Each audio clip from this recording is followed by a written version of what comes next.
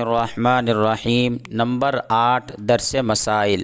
آج ہم جانیں گے انشاءاللہ کہ فدیہ کس کو کہتے ہیں اور فدیہ کن افراد کی جانب سے دینا ہے اور کتنا دینا ہے اور کن کو دینا ہے۔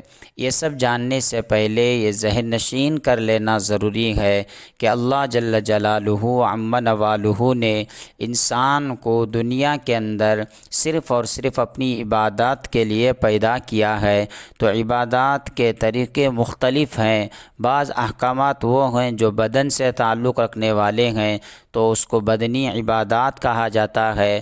بعض احکامات وہ ہیں جو مال سے تعلق رکھنے والے ہیں تو اس کو مالی عبادات کہا جاتا ہے، اور بعض اوامر ہیں اور بعض منہیات ہیں، اور یہ سارے احکامات انسان کی طاقت کے موافق ہیں۔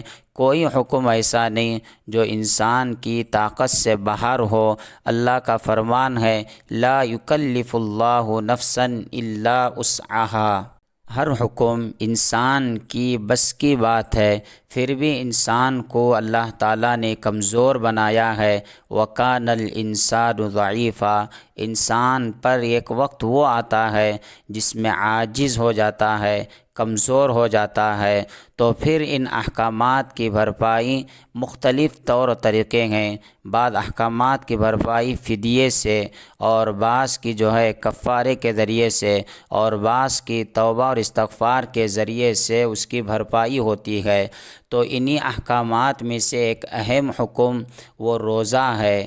ہر مسلمان عاقل بالغ مرد و عورت پر اللہ تبارک و تعالیٰ نے پورے رمضان المبارک کے روزے فرض کیے ہیں، اور اگر ان میں سے بعض وہ افراد ہیں جو عاجز آ گئے، کمزور ہو گئے، تو پھر روزہ نہیں رکھ سکتے، تو اس کی بھرپائی کے طور پر جو پورا کیا جاتا ہے اسی کو فدیہ کہتے ہیں۔ تو آئیے دوسرا مسئلہ ہے کہ فدیہ کن افراد کی جانب سے دینا ہے۔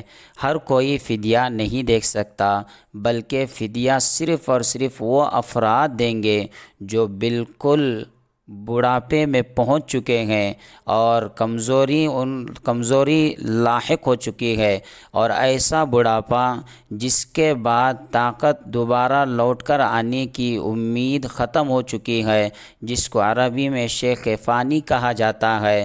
تو ایسے بوڑھے کی جانب سے فدیہ دینا چاہیے۔ یا اسی طرح ایسا بیمار کہ اس بیماری کے بعد شفا یاب ہونے کی امید ختم ہو چکی ہو، تو پھر ایسے بیمار کی جانب سے فدیہ دیا جاتا ہے۔ ہاں، یہ بات ذہن نشین کر لے کہ اگر بیمار اچھا ہو گیا یا بوڑھے کے اندر طاقت آ گئی، اگرچہ کہ فدیہ دے چکے ہوں، پھر بھی انہیں اثر نو روزہ رکھنا پڑے گا، اور جو کچھ وہ فدیہ دیے ہیں وہ نفلی میں شمار ہو جائے گا۔ تو یہ ان افراد کے لیے ہے جن کو امیدیں ختم ہو چکی ہو، تو ان کی جانب سے فدیہ دیا جاتا ہے۔ تو فدیے کی مقدار کتنی ہے؟ فدیے کی مقدار 2.25 سا گیہوں ایک روزے کے بدلے میں اتنی مقدار ہے۔ یا تو گیہوں دیں گے، یا تو اس کی قیمت، یا 2 مسکینوں کو کھانا کھلائیں گے۔ یہ ایک روزے کا فدیہ ہے۔ اور فدیہ کن کو دیں گے؟ فدیہ ان افراد کو دیں گے جو زکوٰۃ کا مصارف ہیں، یا اسی طرح واجبی صدقات کے مصارف ہیں، ان تمام کو فدیہ دے سکتے ہیں۔ غربا ہیں، یتیم ہیں، مساکین ہیں، ان افراد کو فدیہ دیا جاتا ہے۔ اللہ رب العزت سے دعا ہے اللہ تبارک و تعالی ہمیں دین کی سمجھ عطا فرمائے۔ آمین۔